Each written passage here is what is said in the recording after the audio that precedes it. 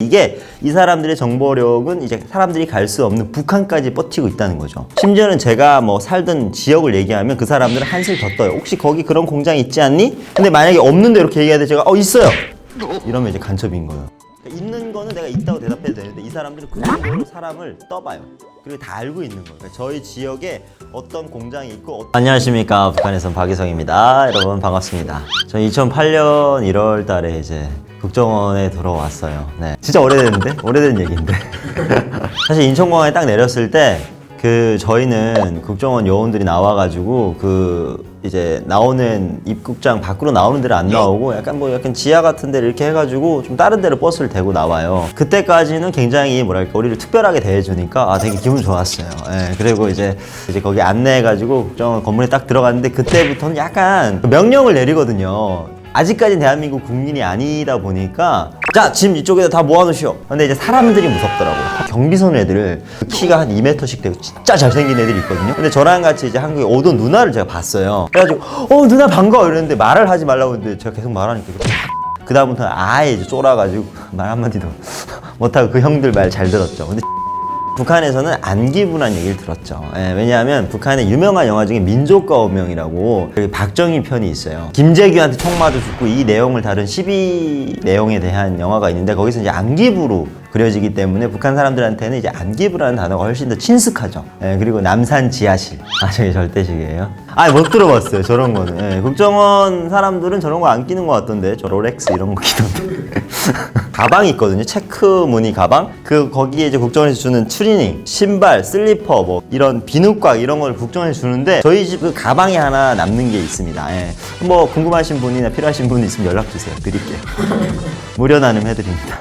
제가 오늘 한국 국정원에서 처음에 와가지고 충격받은 거 3가지를 뽑아봤으니까 여러분들 편안하게 한번 들어보시기 바랍니다. 3위, 일단 여러분들 많이 짐작하시겠지만 국정원 하면 뭐합니까? 정보 캐내는 사람들이잖아요. 정보력이 정말 어마어마한데 이게 이 사람들의 정보력은 이제 사람들이 갈 수 없는 북한까지 뻗치고 있다는 거죠. 심지어는 제가 뭐 살던 지역을 얘기하면 그 사람들은 한술 더 떠요. 혹시 거기 그런 공장이 있지 않니? 근데 만약에 없는데 이렇게 얘기해야 돼. 제가 있어요! 이러면 이제 간첩인 거예요. 있는 거는 내가 있다고 대답해도 되는데 이 사람들은 그 정도로 사람을 떠봐요. 그리고 다 알고 있는 거예요. 그러니까 저희 지역에 어떤 공장이 있고 어떤 큰 구호가 있고 어떤 뭐 몇 반까지 마을이 정리되어 있고 호수가 어디까지 있는 거까지 다 알아요, 이 사람들이. 그래서 거짓말 일단 하면 안 돼요. 진짜. 이게 여기서 예전에 그런 얘기를 들었는데 중국에 사시는 조선족 분들이 한국 국적 따려고 탈북민들이 어느 루트로 와가지고 이렇게 숨어서 스물스물 들어온다는 얘기가 있었거든요. 그래서 그 사람들이 국정원에 와서 최종적으로 다 뽀록납니다. 안 돼요. 왜냐하면 이 사람들의 정보력은 2만 명이 먼저 여기를 걸쳐갔어요. 그러다 보니까 우리 동네 반이 탈북했거든요. 그러다 보니까 온 사람들이 너무 많기 때문에 자세히 다 적어냈어. 그래서 이 사람들이 이제 퍼즐을 다 짜다 보니까 어디에 뭐가 있고 얘 거짓말하고 안 하면 다 합니다. 그러니까 정보력이 엄청 뛰어나요. 그리고 뭐 제가 알기로는 이제 연길 쪽에도 이제 국정원 요원들이 있어가지고 정보력을 가져온다라고 했는데 요거는 뭐 팩트 체크는 안 됩니다. 근데 그런 얘기들을 들었어요. 그래서 국정원에서의 놀란 점은 정보력. 이 사람들한테 거짓말하면 뽀록이 나요. 약간 강한 인상이었어요. 그래서 제가 영화학과를 가가지고 처음으로 만든 단편 영화가 국정원 요원한테서 이제 조사를 받는 내용이거든요. 재밌는 정말 더럽게 없어요. 일단 웃음 포인트 이런 거 1도 없고 조사원들이 물어보는 거 그런 거를 제가 기초해서 만든 영화가 있어요. 여러분들 시간 되면 찌랩 보다가 이게 너무 재밌잖아요? 그럼 거기 넘어가가지고 한번 보세요. 탈출약 치면 나와요. 국정원에서 전화 오거나 이런 그런 거 사실 영화 만들었다고 국정원에서 전화 오고 해가지고 막 미디어에서 막 이렇게 관심 타고 해가지고 유명해질 줄 아는데 관심이 1도 없었어요. 애들이 걱정했거든요. 만드는 애들이 이거 국정원 조사 과정인데 나가도 되냐.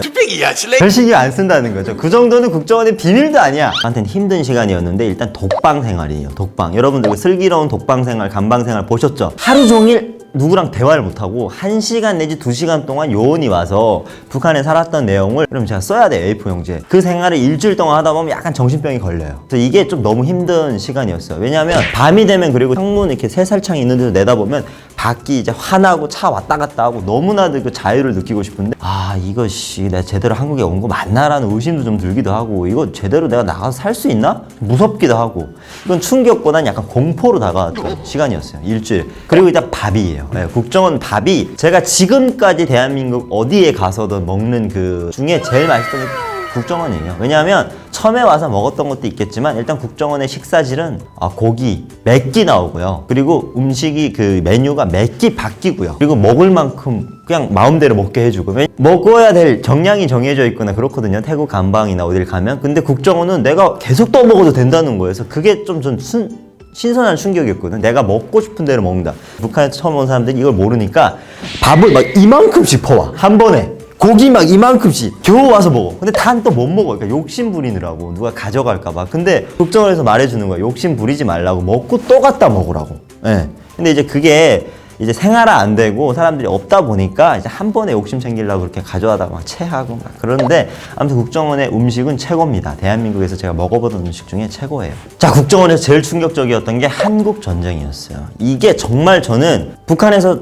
살면서 남한에 대해서 비방 중상하고 거짓말하는 거 저는 이제 드라마를 통해서 어느 정도 아니라는 걸 알고 있었어요. 근데 한국 전쟁에 대해서 완전히 뒤집힌 입장 견해를 가지고 있다는 걸 국정원에서 처음 알았거든요. 북한에서는 한국이 전쟁을 발발한 것보다는 이제 미국의 힘을 얻어서 이렇게 발발한 거다라고 얘기를 하는데 그런 얘기 굉장히 많이 하거든요. 북침 남침 우리 이런 얘기 하는데 근데 이제 여기 와서 봤더니 한국 전쟁을 발발한 건 북한이다 라는 충격 그 얘기를 듣고 국정원 약파네. 전 그래서 안 믿었어요. 국정원에서 한국 전쟁 북한에서 먼저 공격한 거다. 한 대학교 생활하면서 이제 그 얘기가 계속 나와요. 그러다 보니까 전쟁을 일으키고 침략을 한 앞뒤 사정이 있을 거 아니에요. 그러니까 북한에서 소련의 힘을 빌어서 탱크를 미리 전에 갔던가 공격 준비를 미리 한 거죠. 그래서 어느 정도 북한에서 전쟁 준비를 미리 했구나. 반면에 남한은 아예 그런 상태였다라는 얘기들이 많이 있고 역사적인 증거들이 있기 때문에 그 이후에 이제 북한이 일방적으로 이제 공격을 했고 이제 남한이 이제 수세에 몰렸을 때 유엔군이 들어와서 이제 이렇게 상황이 종료됐다라는 얘기를 듣고 나서 이제 좀 이해가 됐죠. 그래서 그게 국정원에 가서는 제일 큰 충격 중에 하나였어요.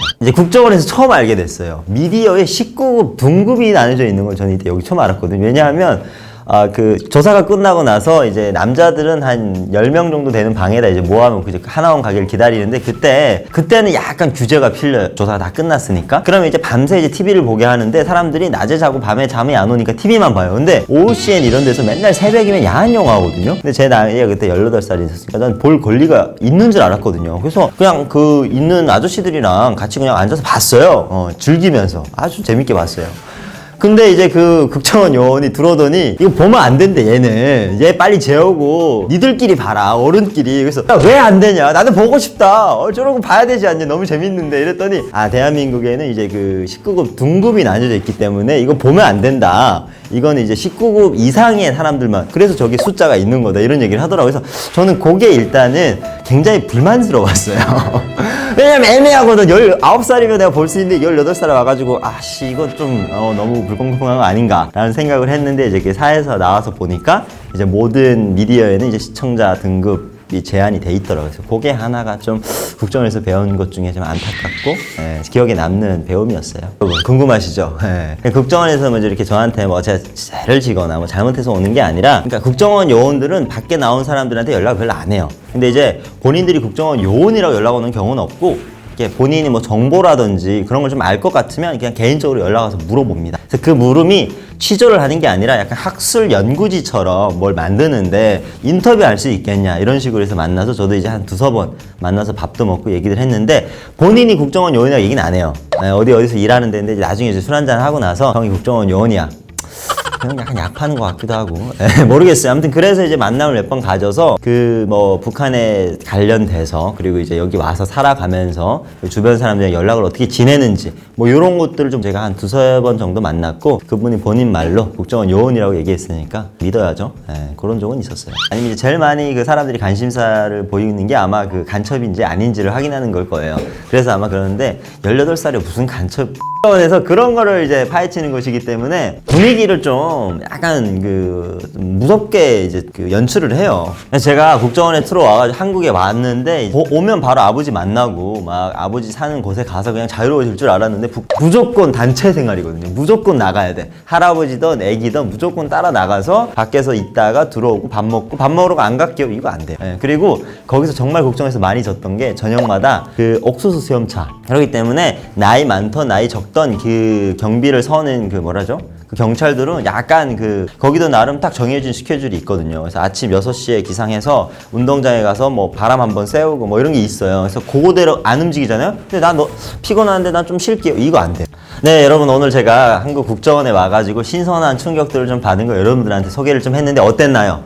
네, 재밌었으면 좋겠어요. 저는 19금 제일 재밌었거든요. 네, 여러분들 많이 즐겨 보시죠? 네, 중대한 대목은 안 나와서 많이 안타깝던데 아무튼 북한에서 제가 와가지고 처음으로 이제 남한에 왔을 때 접했던 것들 그리고 국정원이라는 어떤 좀 이런 공포의 공간에서 여러분들한테 간략하게 3가지로 나눠 설명을 드렸습니다. 영상 재밌으셨다면 여러분들 구독과 좋아요 해주시고 가셨으면 좋겠습니다. 감사합니다. 네.